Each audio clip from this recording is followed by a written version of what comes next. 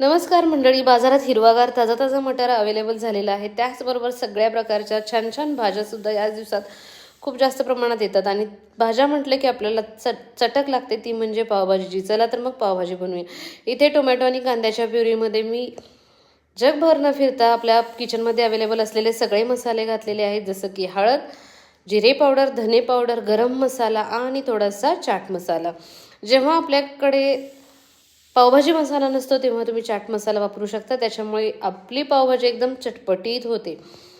त्यानंतर थोडंसं मिक्स केल्यानंतर त्याच्यामध्ये मी घातलेलं आहे शिमला मिरची आणि थोडेसे ताजे मटार. आणि हे चांगलं मिक्स करून घेतल्यानंतर याच्यामध्ये मी घातलेले आहेत उकडलेल्या सर्व भाज्या. आता ह्या भाज्यांमध्ये मी कोणत्या कोणत्या भाज्या घेतलेल्या आहेत किंवा ही डिटेल रेसिपी जर तुम्हाला बघायची असेल तर चॅनलला नक्की व्हिजिट करा. चॅनलवरती मी ही रेसिपी लगेचच अपलोड करणार आहे. चला तर मग पटापट सबस्क्राईब